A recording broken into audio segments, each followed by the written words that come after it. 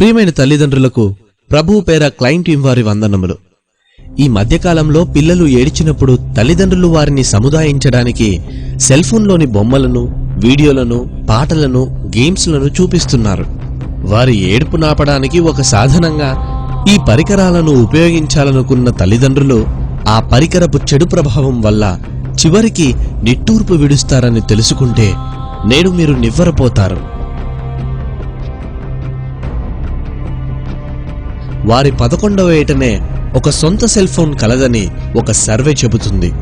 మెదడు, వెన్నెముక, నాడీ వ్యవస్థ మొదలైనవి పిల్లల్లో ఎదుగుతున్న దశలో ఉంటాయి. సెల్ ఫోన్ నుండి విడుదలయ్యే రేడియో తరంగాలు దేహంలోని కణాలపై ఖచ్చితంగా ప్రభావం చూపుతాయి. ఈ తరంగాలు పిల్లల నాడీ వ్యవస్థ, మెదడు మొదలైన అవయవాలపై విపరీతమైన ప్రభావం చూపుతుంది. చాలాసేపు ఫోన్లో మాట్లాడితే మెదడులో చెవి ప్రక్కన ఉండే 5వ కపాలనాడిపై ప్రభావం చూపుతుంది. ఇది బ్రెయిన్ ట్యూమర్కు దారితీస్తుంది.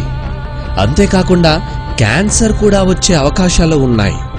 సెల్ ఫోన్ స్క్రీన్పై లక్షల క్రిములుంటాయి. అప్పుడప్పుడు మీ చిన్నారులు వాటిని నోట్లో పెట్టుకుంటారు.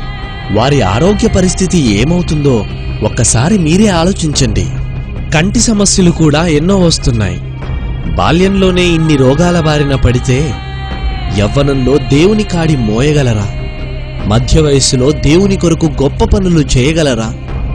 వృద్ధాప్యంలో వారి పిల్లలకు వాక్యాన్ని నేర్పగలరా? కొందరు పిల్లలు వారి చేతికి సెల్ ఫోన్ ఇవ్వకపోతే ఏడ్చి గొడవపడే స్థాయిలో ఉన్నారు.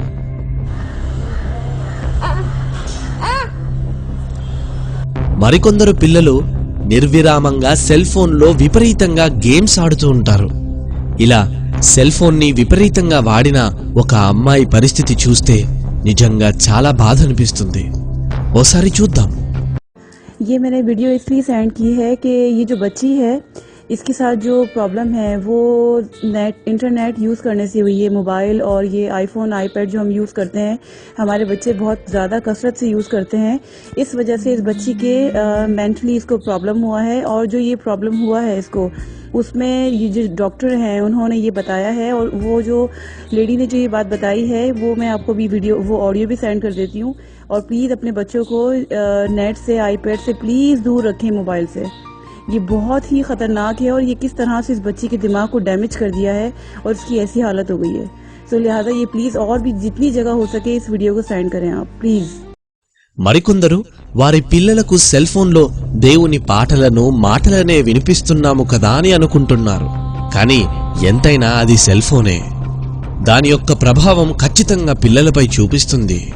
సీడీ ప్లేయర్ ద్వారా టీవీలో దేవుని పాటలను, మాటలను చూపించవచ్చు కదా.